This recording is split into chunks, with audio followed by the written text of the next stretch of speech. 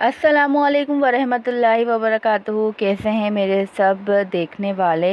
Welcome back to my channel Mustafa Home Kitchen में खुशामदीद। आज आप लोग के लिए बहुत ही ज़बरदस्ती एक रेसिपी है और आप लोग कमेंट्स में ज़रूर बताइएगा कि आप लोग किस तरह से ये जो मैं बना रही हूँ वो आपके घर में किस तरह से बनाई जाती है और किस को ज़्यादा अच्छी लगती है।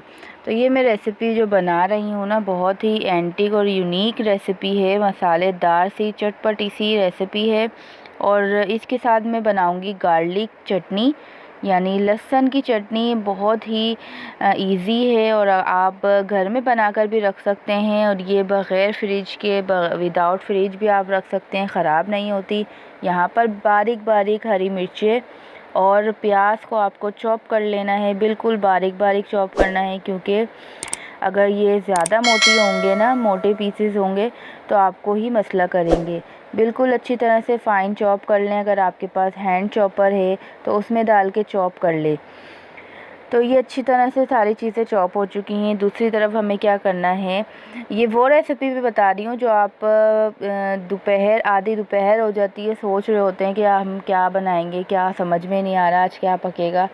तो ये झटपट सी रेसिपी है। सबसे पहले आपको क्या करना है, आधा किलो आटा ले लें या आधा किलो या 1 पाव ले लें, यानी 250 ग्राम आपको मैदा लेना है, वो 250 ग्राम आपको आटा लेना है घर का और 250 ग्राम ही बेसन लेना है। दोनों को अच्छी तरह से छान लेंगे, स्ट्रेन कर लेंगे, कोई इसके अंदर कचरा वगैरह ना हो। और इसको एक साइड पे रख देंगे। जो हमने प्याज और हरी मिर्ची चॉप करके रखी हुई थी वो इसके अंदर ऐड कर देंगे। ऐड करने के बाद हम इसमें स्पाइसेस ऐड करेंगे।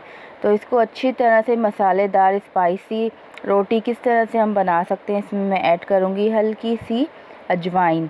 अजवाइन से आपको क्या होगा कि आपके जो निज़ाम हाज़मा भी अच्छा रहता है और इसके अंदर एक अच्छी से एक अरोमा पैदा होता है। अरोमा जो आता है ना, खुशबू, वो आती है। यहाँ पे मैंने धनिया पाउडर, ज़ीरा पाउडर, लाल मिर्च पाउडर ऐड कर दिया है, तो हल्का सा नमक ऐड कर दिया अपने टेस्ट के मुताबिक। और इसके अंदर मैं कुटा हुआ धनिया ऐड करूँगी। धनिया ऐड करने के बाद हर सारी चीज़ों को इसको मिक्स कर लेंगे। और ख़ालिस आपको पता है बेसन आप इस तरह से नहीं गूँध सकते क्योंकि वो रनी हो जाता है, लिक्विड हो जाता है। डो अगर आपको अच्छी तरह से इसका आटा बनाना है तो उसके अंदर आटा ज़रूर मिक्स करना पड़ेगा। अगर आटा नहीं आप यूज़ करना चाहते तो फ़ाइन वाला आटा, वाइट फ़ाइन आटा या मैदा भी इसके साथ ऐड कर सकते हैं। बहुत ही क्रिस्पी और मसालेदार चटपटी सी ये रोटी बनके तैयार होती है। आपकी मर्ज़ी, आप सादी रोटी बनाएं या इसके ऊपर एंड में बटर लगा लें।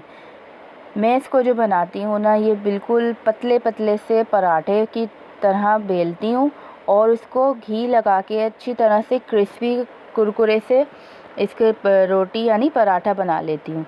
तो ये रेसिपी ऐसी है कि आप बनाएंगे झटपट लेकिन मज़ेदार, बच्चों को बड़ों को सबको पसंद आएगी। यहाँ पर मैं गार्लिक चटनी बना रही हूँ। गार्लिक चटनी के लिए एक आपको लहसुन लेना है, उसको छील लें अच्छी तरह और इसके अंदर साबुत मिर्चें ऐड कर दें। अगर साबुत मिर्चें नहीं हैं तो कुटी हुई मिर्चें ऐड कर दें और हस्बे ज़रूरत नमक डाल के इसको ब्लेंडर में बिल्कुल कम पानी के साथ आपको ब्लेंड करना है। और अगर चॉपर वगैरह है उसमें आसानी से आप ब्लेंड कर सकते हैं, तो बिल्कुल कम पानी के साथ ब्लेंड कर लें और घी के अंदर तल लें।